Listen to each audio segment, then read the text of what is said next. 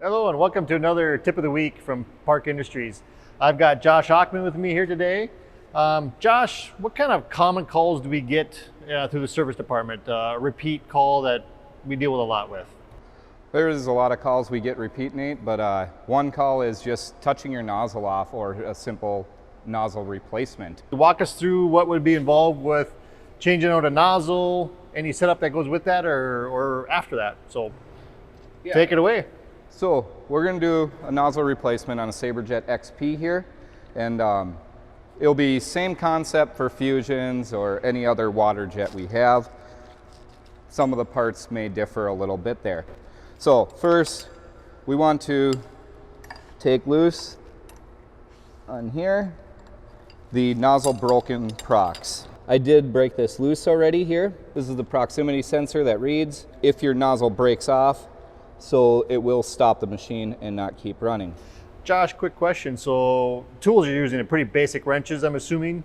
Yes, for these nuts on this size prox would be a 17 millimeter wrench you would need for that. Perfect. We'll let that nozzle hang. Next you want to remove that broken nozzle flag here. You'll use a 3/32 Allen wrench, and we will take the set screws loose and we'll just slide that off. Now we will remove the nozzle from the abrasive body here. So up under here you can see there's an knurled nut that you should be able to grab by hand and break loose. And we will just take that completely off. Be careful. Notice how I'm holding my hand underneath. I don't want to lose the rubber seal there to keep the garnet out of the threads of the abrasive body. We'll come on the plastic here and we're just going to give it a couple little taps, and the nozzle should slide out of that knurled nut there. And on here you can see there is a cullet. What that cullet does is it holds that up into the knurled nut there. Josh, should that cullet be replaced, or can that be reused several times, or how would you know if that's good or bad? Yes, these cullets can do multiple things, start breaking apart. People lose them. You definitely want to make sure that's in there.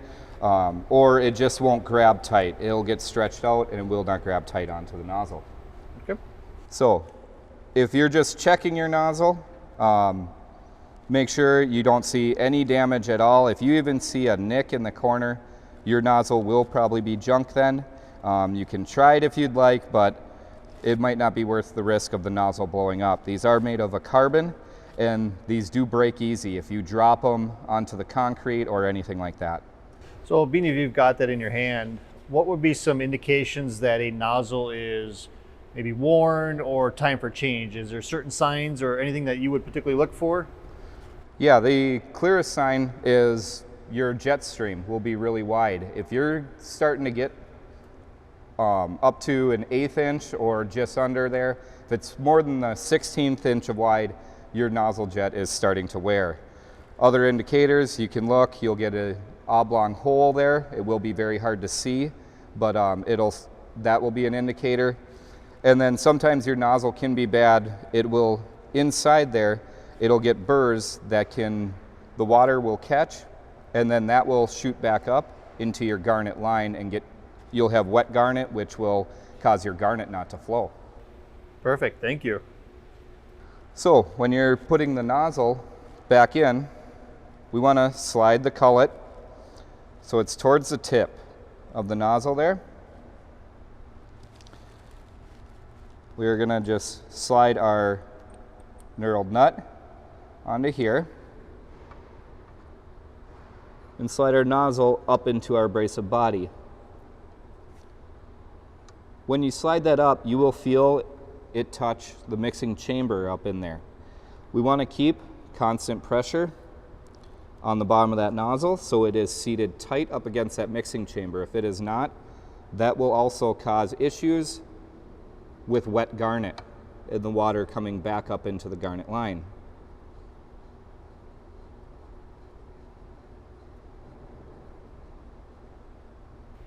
And it looks like you're just hand tightening that knurled nut. No wrenches needed, is that correct? Correct. Just get it snug with hand there. And then we will put on our rubber seal here, our O-ring. And can you tell us a little bit, what is that O-ring or that seal doing for us? That O-ring, you can see up here, there's a small gap in between our abrasive body and the knurled nut. What this O-ring is doing is just sealing that gap off so we do not get garnet into our threads. Otherwise, you'll get garnet in there and you will not be able to get the knurled nut off of the abrasive body.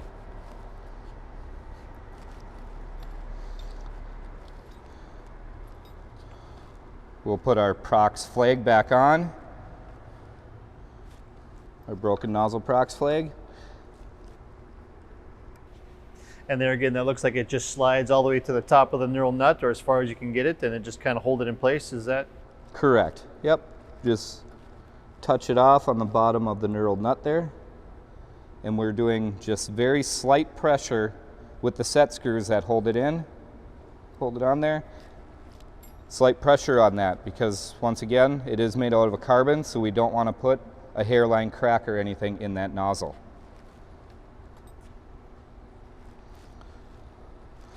Next, with our assembly, we will put our nozzle broken prox in.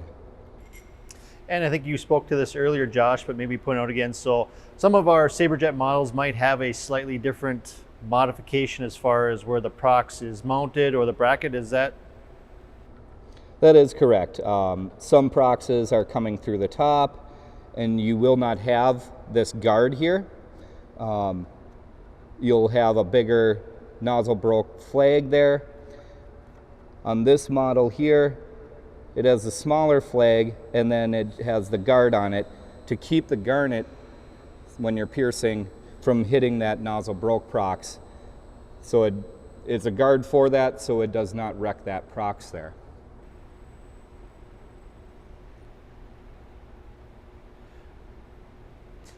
Being as that there's potential for back spray or whatever to hit that prox, would you recommend having a spare prox on hand for customers? Yes, I would highly recommend that. That prox, that is in a very harsh environment there, so I would highly recommend having a spare prox like that on hand, because it would not be good to be down for a simple prox issue like that for a day.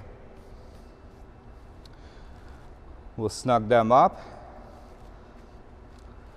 and everything with replacing the nozzle as far as the wrenching goes is done.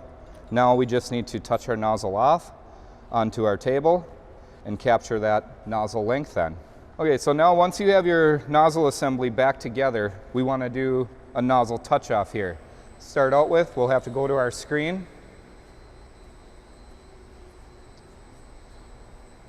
We'll have to make sure we get a system on here. You may have to reset your alarm. You would have a nozzle broke prox because we just had that prox not reading that flag there. So we'll come to our setup screen at the top, and then our setup on the side, and machine setup here. And right here is our nozzle length here we want to capture. We'll start by lowering the nozzle down. So once you lower your nozzle down there, we want to lower our Z-axis until it just touches. And if, Nate, could you come on the other side? This is easier with two people if you're running from a pendant like this. And what we're looking for, Nate, is just that the paper, you can feel drag in between there, not that it pinches it, and not that it's too loose.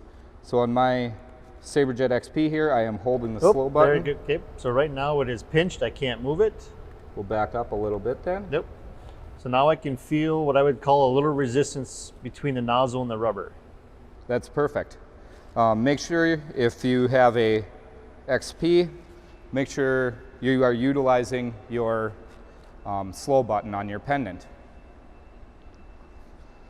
Once you get that to set where you just have slight drag, we'll come over back to our screen, go to our machine setup screen,